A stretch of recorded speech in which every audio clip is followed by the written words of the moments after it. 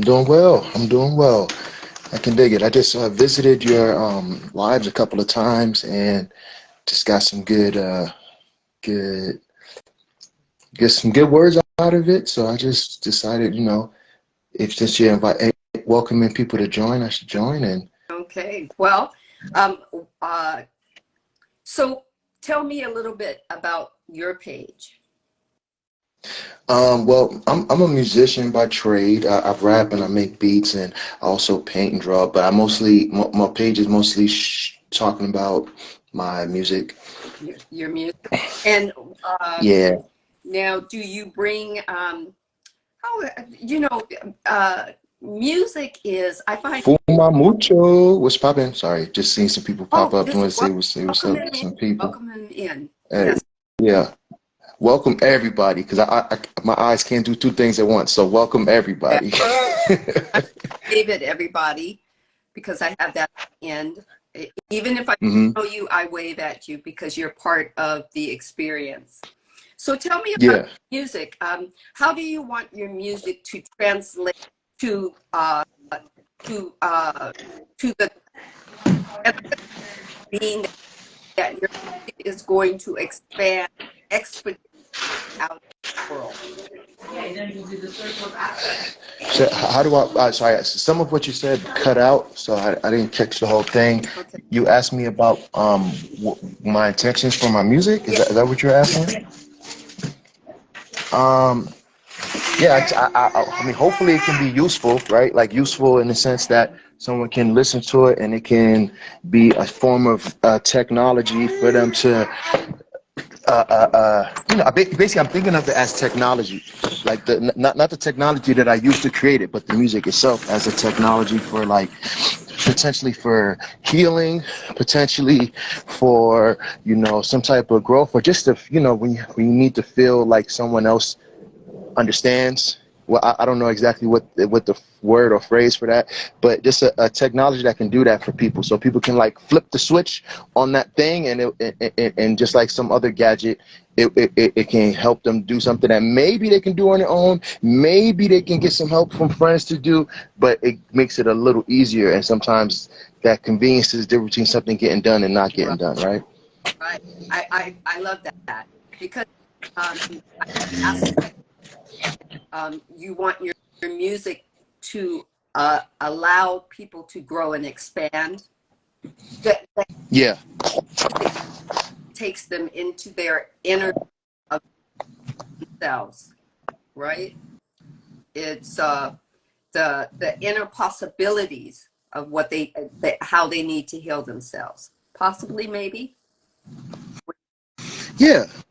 I mean, because it's like we're designed with systems for healing physically, mentally, emotionally, spiritually. We're designed with that already, but at the same time, if you got an upset stomach, you drink a little ginger, it might help. It's not because it's because it's activating things about your body, right? Right. That already exist. Right. Okay. I don't know if you can see the comments, but Matt said, he said the spoken word can be a way of magic and love, which I find when I Yeah. was growing up, that's what music brought out in me. It was the spoken word put to musical notes. So I hmm love that. Yeah. I mean, before I developed an interest in rap, I didn't have like a specific interest in music before that. It was something that just was in the area, was around. People played music. It might be coming out of a car. It might be something that's playing at a party, but I wasn't really focused in on it. But until I connected with the words more, right? There's lyrics everywhere, but when you got a genre that's so centered on lyrics, when I was a kid, I heard a couple people did this to me. I heard Cannabis, right, which is a funny one, I think, especially for hip hop fans, because he's an interesting character. But I heard him and I was like, what? You can do that with words? I didn't know you can create those I thought images were just made with paint, So that sparked my interest and got me. And then as I got into music more, I started to understand the healing power that just the music itself, regardless of lyrics, can have. But it's just that I needed that bridge I already can speak. I already know I already have heard speech. I know what that means. So when people do when people do something with their speech that can affect me in a certain way, and I'm like, well, why did they make it into a song? And then that started a whole journey that's been over 20 years now. Okay, and right now I've got a trash truck that's like outside of my window, and it is being so loud. So what I'm going to ask you to do is just kind of go a little bit more in depth to you while I keep it on mute so everybody can hear you until it passes by. Do you mind? Sure, I don't Okay, mind. so my next question is, how long have you been doing your music? And where did it just light you on fire? Well, yeah. How long have I been doing my music? I've been recording for nearly 20 years, and I've probably been making music for about 5 years, so maybe like 24 years. I've been making music, and yeah, I was starting to get into a little bit about how when it started to really like light me up and get me going. I've always been into writing. I've always been into reading. My mom exposed me to a lot of authors and stuff, and and to a lot of like the American and English classics and stuff like that. Even as a young kid, she was like, "Here, if you can't here's the abridged version of Moby Dick. If you can't read the whole thing right now, like stuff like that." So I found as a kid, I knew that these people didn't grow up where I grew up. The people that wrote these books didn't grow up where I grew up. They didn't know. They never were gonna know me. I was never gonna meet them. Some of them were from different countries, different parts of the country, different lifestyles, but I could still connect with the images they were creating. And some of them were writing about things they didn't even personally experience, but we both could experience it by them writing it and by me reading it. We could both experience it, So your mom was dope. Oh, yeah, I'm sure your mom's dope too. So just that got me interested in the writing part of things and into the written word. And then I grew up in the Bronx, so hip hop was always around me. I grew up in the neighborhood hip hop started in, of the Bronx. Actually, I guess maybe not technically. Anyway, I grew up in the Morris Heights section of the Bronx, so that's pretty much where the first hip hop parties were at and the first hip hop DJs were located. Before my time, but it still had a lasting impact, and then the things that impacted them were still there for me as well. So, sorry, there's a plane going by. I don't know if you guys can hear it. So I'll just take one step. Morris Heights, yeah. So, wasn't so the music started really grabbing me when I was hearing different MCs. Being that it's in New York back in like the 90s, we were still having, we had, even in the 90s, it was like more than half of the radio was hip hop. Even this radio that wasn't hip hop, it was mostly hip hop influence. That's kind of the truth now around the country, but even then it was true. Even we turned on the pop station, half the songs were like, that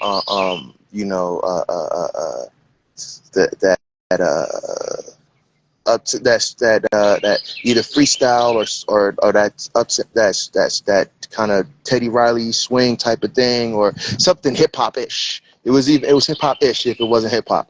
The electronic music that was even popular was more so going toward jungle, drum and bass, techno than some of the other things. You know what I'm saying? It was always hip hop related. So that was always around. So it kind of, for me, it just kind of blended in with, it was just not blend. That's not the right word. I guess for me, it was, I took it for granted. I took it as a given. It was that's just what happens. I didn't have, but then once I heard that connection between those words that I was so into, and just this music that was always around me. When I like I mentioned one reference was Cannabis. He's like a very much about his words and all that. And then I think and also another Most Def and Talib Kweli, they had put out their album as a duo, I think in 90s, I want to say 98 or 97, one of those, 98, I think. Then that came out, and that when that came out, one of the videos was on TV, was on the college, not the college, it was MTV2, so that was like their alternate channel or whatever. So I just, the video was interesting, and then that made me want to listen into what they were saying. I was like, whoa, they're really saying a lot in this really like kind of jumpy song. So you know, that was going on. Big Pun, that was Big Pun, very lyrical rapper, rest in peace. You know, he's from the Bronx, so he was being promoted everywhere, all over the borough. Obviously, he was promoted across the country, but, you know, his stickers and flyers and everything were everywhere, right? Because we were really proud. And then his DJs are playing a little bit more his music than everybody else, you know. It was his time. But just the fact that when I was first, I guess, becoming aware of, like, what are my tastes and what things do I want out of the world, it just so happened that I was in a time and place where lyricism was like very highly valued. So it was being pushed in front of me so much, you know. So I don't know. So that pulled my attention, because I think I've always had you know, this right here, I always had an issue feeling like I wasn't communicating myself properly to people. I wasn't being understood. Right. You felt what like your throat chakra wasn't allowed to be free, right? You felt it being clogged up on what other people were telling your music, like, you know, so so I share it. Excuse me. So can you repeat that? Sometimes your throat chakra can get clogged or kind of veiled based on the information that other in how you should share your music, or what you should say, or what really, instead of own words and feeling your own feelings and sharing it the way you, right?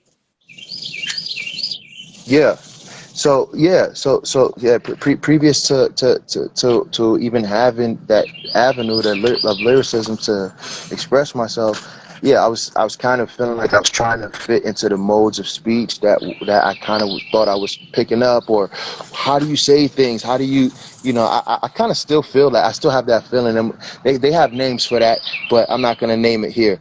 But I you know, I see people speak to each other, and I can analyze it, but it doesn't. Some of the things I see them doing that I can tell by how fast they do it, it must be somewhat natural to them that are not natural to me. But communication in a different way, I found was natural to me. Communicating through maybe something that I meditated on and formulated into a rap, or even freestyle off the mind, but having a structure to, okay, well, these are things called rhymes, and these are things called rhyme schemes, and there's metaphors, and there's similes, and there's this and that, and having these structures in place, and then that allows me to feel a little more free in expressing what I have to say, and not understanding necessarily the structures of like conversational speech as much as maybe the next person, or at least from my perspective, that's what I think. But I'm glad for that avenue. I definitely understand that, because when my my older son, when he was coming up, dance was the language of his body, and he acclimated into that, and I truly believe the spirit of his body, that's how it communicated to him, through him, and he embraced all, even ballet. I mean, he was growing in the 80s. Men shouldn't be doing that. It was unheard of, yet alone a young black boy or female. And with my youngest son, he always had a notepad and a pencil, and he could words just flowed through him in rhythm, in lyrics, and all.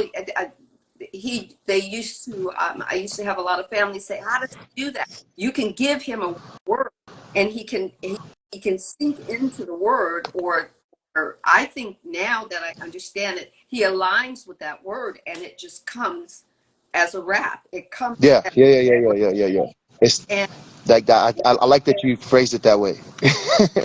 that the alignment, he became one with that word. He didn't, say, oh, let me, somebody's giving me this word, let me see what they want me to say, Uh-huh. or what the definition of the dictionary. He just closed his eyes, and I really thought he was becoming in alignment with that word, and how it's going to flow, and just really being in that oneness with it, right? Mm-hmm. And I think that music, whether notes on a page, or whether it's somebody who can do what do you call it, a cappella, just singing a cappella, or Yeah. or person taking the notes, putting them into their feet, and then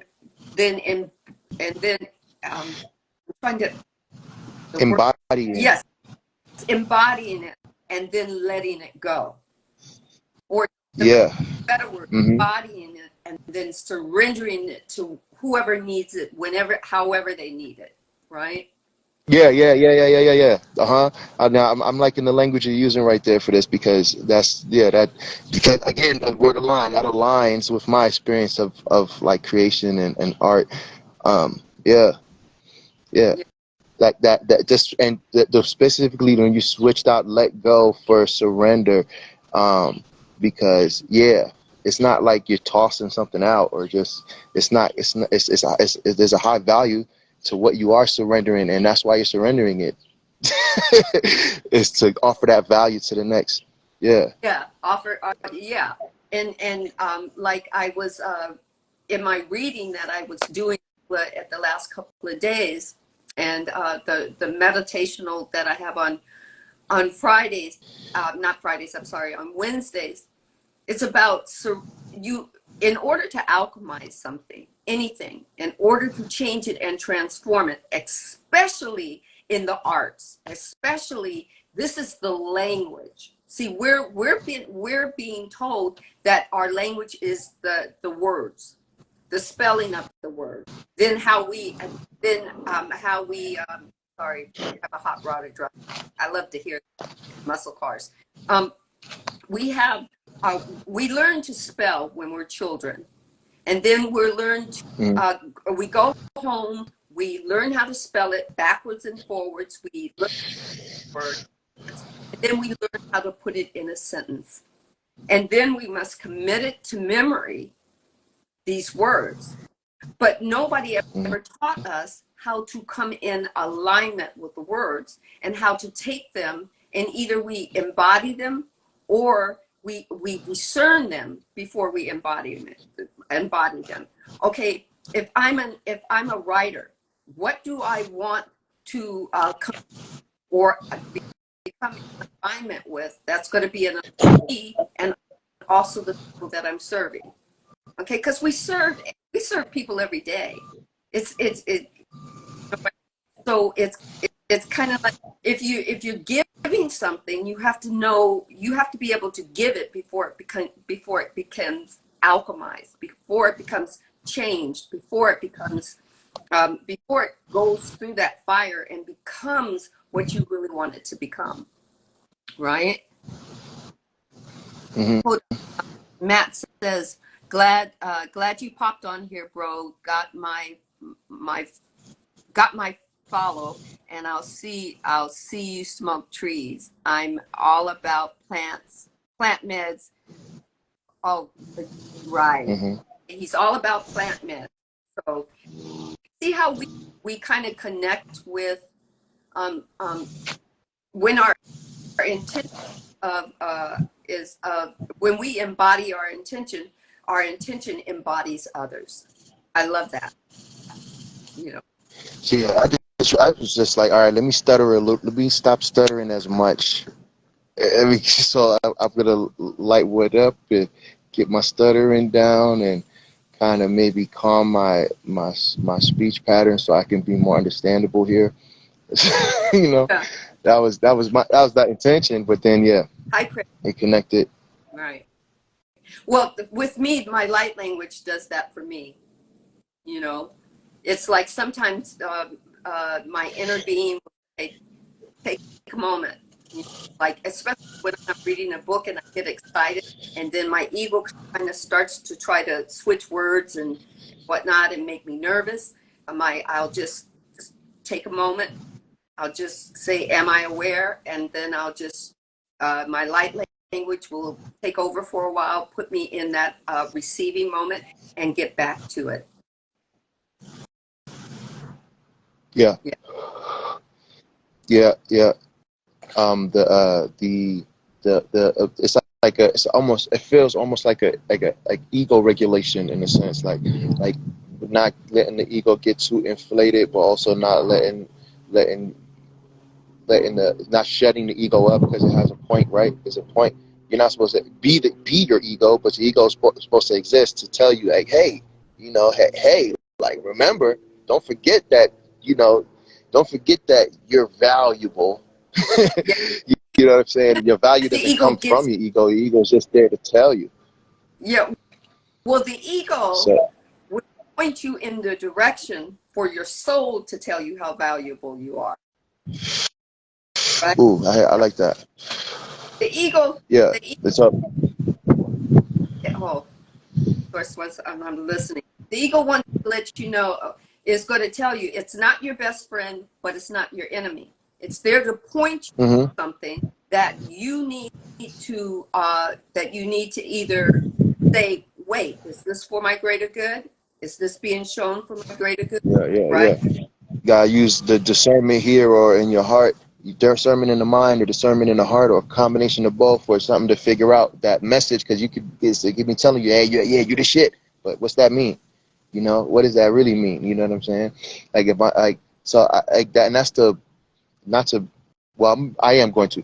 Is to bring it back to raps, because in a very general sense, from the very beginning to now, a lot of what rap has to do with is braggadocious. It's braggadocio, right? I say it that way because I'm trying to speak about it as an artistic device and element rather than a state of being, right? So there's so basically you have a lot of raps that say, hey, I'm the best at this, I'm the best at that, I'm so good at this that you couldn't even this, right? Millions of raps like that, right, that exist. People are saying raps like that right now in Indonesia, right? So but it's like a balancing point, because you don't want to sit there and begin to believe that you are the best person that there is in the world, but because it's not, because what you said before was about surrendering the art for its use to others, right? And surrendering to the entire, like, I guess, for lack of a better word on my part, feeling that you get from the words or the ideas that you align with and then reflect, right? So in saying, oh, I'm the best at this, it's not because I'm the best at this. It's because that's part of this, like this medicine, or like how I was speaking about it as a technology. It's that's what's meant to be in there. So when a person hears that, or when a person repeats that, it's not like, that's not what I'm not. That's not all of who you are. That's the thing you created. Right. The thing I created says I'm the best. I'm the sexiest person alive. Somebody needs to hear that and be able to repeat that for themselves, because maybe they don't feel sexy enough that they should, or or maybe there's something that's trying to stop them from understanding that there's a value to their sexual nature, or whatever thing it is. Or I'm the like, oh, I'm the smoothest, this, or I'll always, I'm the most loyal. That's a big one, right? I guess we would call that a rap trope, of like speaking upon your own level of loyalty that you have to whatever thing you're aligned with, right? Right. And then another thing is calling those things games, right? These are all different games, right? You could be in the music industry game, you can be in the entrepreneur game, you can be in the general rap game, you could be in the crack game, you could be in the this, that, there's all these games, right? That's a part of like how it's expressed within that art form. But it's, I think there's a value to that not being necessarily the wholeness of reality, the ego saying these things. Like, I think these things are coming from ego, right? These statements. And that's but I think that their value isn't in just fully embodying them as like, okay, yeah, it's listening and then responding to what you listen to. Thank you for saying it's active listening and then discerning instead of jumping into judgment, which is what the ego wants you to do. It only knows judgment. Judgment protects you. Your ego is trying to keep you protected, fight, flight, and this, or and keeping you in like a zone. If you're always judging yourself on what you did in the past, you're never going to step out of the comfort zone for something different. And I loved how you said that. It's about listening and then being, and then being discerning about what you're listening to. I love that. Uh-huh. And I think that's what music takes you to. I think that's what my son and I had a conversation a while back because we were talking about the industry, and this was, I don't know, this was maybe in the early 2000s, the late 99, somewhere 2006, right?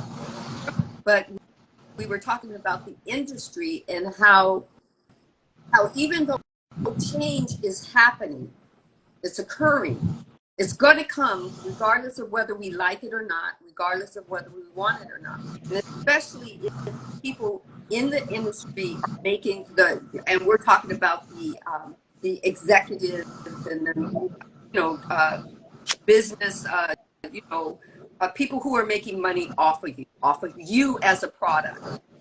Exploiters.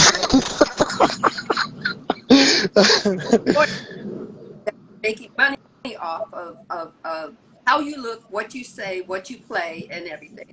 And we were actually talking about, sagging the pants and excessive jewelry and a lot of the display of a lot of women in their background was saying, how come it won't change? Even though we wanted it to, even though we're trying to and he was talking about as we get older, we want to do something different. And I think that it's up to you to make the change. It's what you're willing to embody. Because sometimes you're willing to embody change and do it differently, but not, right? Yeah. What do you think about that? Yeah, I mean, I think it's simple, like kind of simple. It's simple, but it's like this simple thing must be difficult because it's be the change, right?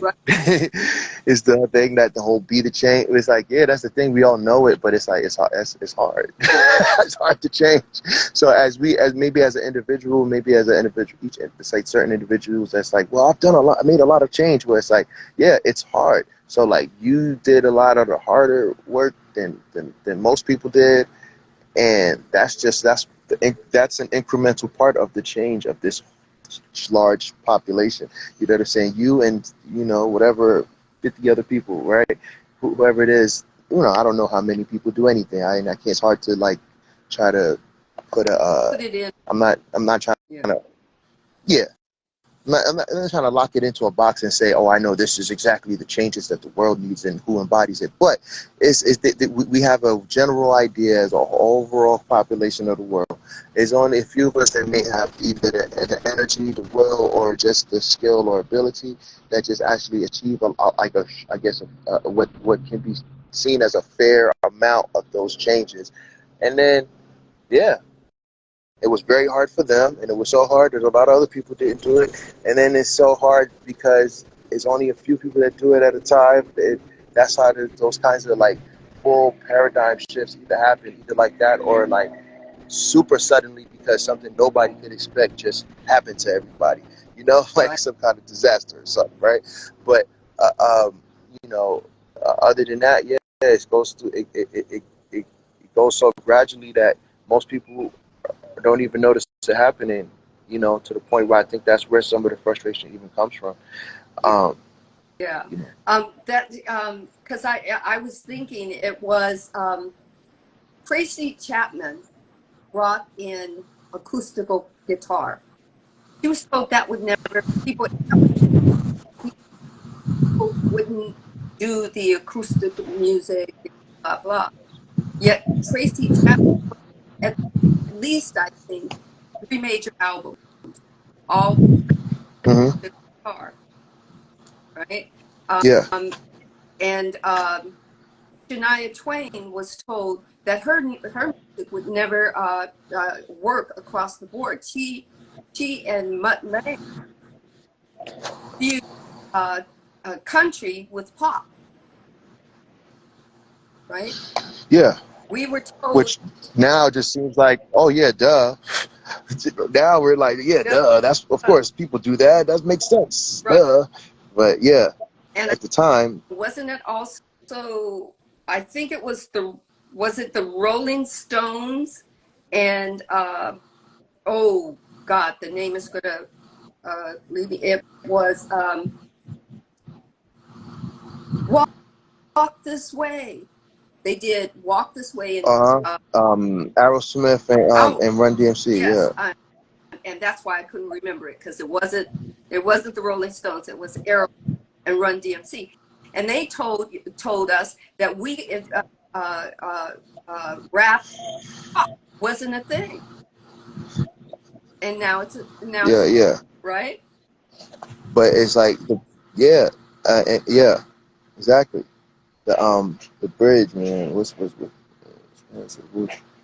Speak for the 7 generations ahead like a pebble ripple. Keep it forever expanding to the rules of the universe where love with its triples. Don't have to be about the ghetto no more lost and miserable. I speak with my heart and soul and let the river of change spread and trickle.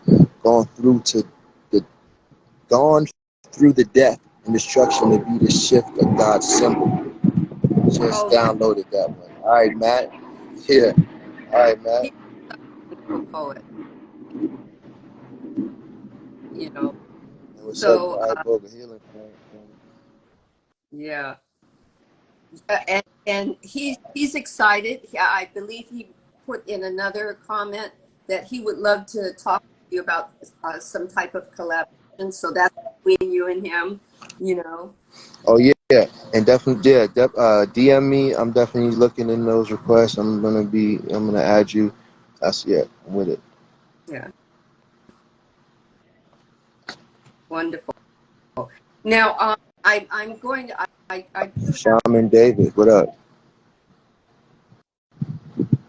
I'm I'm going to I have to go soon, but what I want to do is I did not get your full. Would you do me a favor? Would you type your page name and Yeah. I think you can lock it to the bottom so everybody Yeah. can see that. I did not get the All right. chance. Yeah, yeah. All right. I'll do that. Okay. Um, Boom. All right. Hold on. Did I boom it? I think I boomed it, and then I gotta let's go ahead and pin it. I don't know how to pin it. yeah. Let's see. Maybe I can pin it once you put it on. All right. I'm not sure. All right. Cool. I'll do that.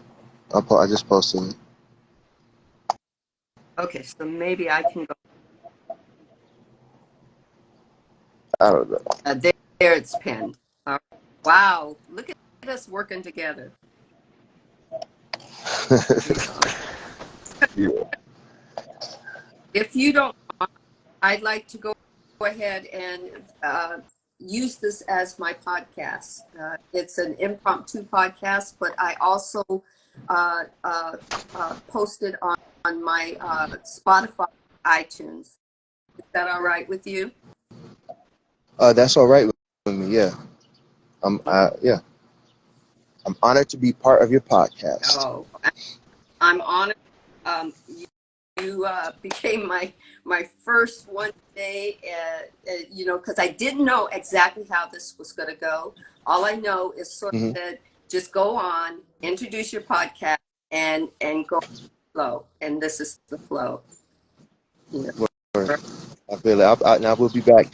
And send me those links unless you have the link up on your bio. I have the links up on my bio. Just go to my social tab, and all those links are there. All right, beautiful. All right. Definitely will do that. Thanks. That was a lovely conversation. I appreciate you. Thanks for having me on and asking me some interesting questions too. Oh yeah, I'm gonna tell you. You opened up some verbiage between my younger son and I about the music industry that I even kind of forgot that he was actually what brought was of Daddy, how he went from one version of himself to another version of himself, and then when go in suit and tie, and he was promoting a different version of himself, but he was still about his music. Then my saying that had to be, and I said, yeah, it had to. You would have to ask him why and what Puff Daddy went to and from Puff Daddy to John Combs, right, or something like that. And you have to wonder. Mountain Mystic, what's up? What's up? Oh, hold on. You would have to ask, was it worth whatever he had to go through to alchemize into a new being? Every artist, whether it's actual music or whether it's painting or whether it's sketching or whether it's surfing or skateboarding or so many, everybody's got to go through what they need to go through to surrender themselves out there, to bring it back in and alchemize, give it to alchemize, and then step in to the new beingness that we are. And that's an everyday thing. As the sun rises, we are new. What do we want to do with it? How do we want to alchemize it? How do we want to change it? How do we want to become more than we were the day before? And are we going to just limit ourselves by what other people tell us we can and can't do? Or are we going to look at other people and go, I'm on a journey. Let me show you, right? Go for it, right? So I'm glad you're on that journey. Yeah. It's been quite a journey. It's been quite a journey. It's like I want to say that like I'm just a straight arrow, and all I can see is the goal, and I'm just, but definitely have swerved along this path and have let those voices get in that are saying, oh, you can't do this, or that's not possible, of this, and that's creeped in, and have a whole different journey of trying to get that back out of me, like almost like an exorcism or something, and put myself back on in line to what I really know to be true, which is like the truth of like first of all, I don't know any results. I don't know what really happens next with anything. Nobody does. Nobody's sure of any of that. So it's like I gotta be sure of like right now. Right. That's what I really have to be sure of. I have to be sure that like right now I'm doing what I feel like I'm supposed to do right now. Thank you, thank you, thank you. And I hope this confirms it for Matt, because he and I were talking this morning. It's about right now, looking at the outcome, or looking for the outcome. It's about right now, right this moment. Matter of fact, you are the moment. It's not just about I'm in my time. I am my moment, right? You so yeah. Thank you. Thank you. And my son came in the room. We talked about. Thank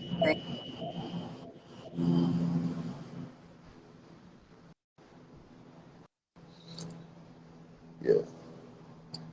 I Source gave you something. What did Source give you? Can you share it with us? I see it. I see it. I I see it. I see it.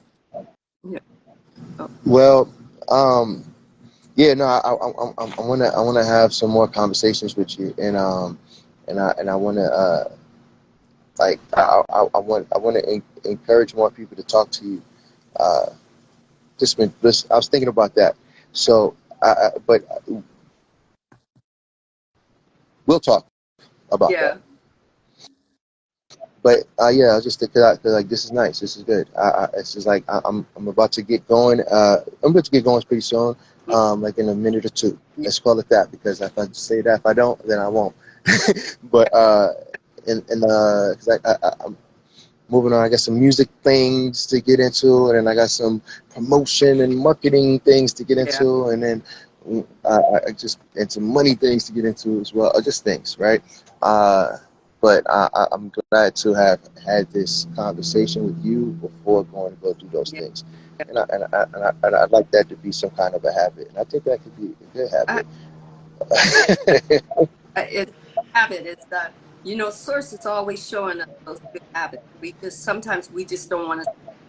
So everybody, if you aren't following Scribe Verbalist, I love that page name. I love it. Scribe Verbalist, right? Follow, Yeah, follow him. Support him. Support him with your love, with your kindness. Support doesn't have to be money. Currency is not always dollars and change. Your smile is your currency. Your love is your currency. Your joy for what he does is your currency. Support, support, support. Thank you very, very much for being part of Soul Conversations with Sandra. Thank you, thank you. thank you, Sandra. All right. Peace out. Peace. God bless. Bye-bye.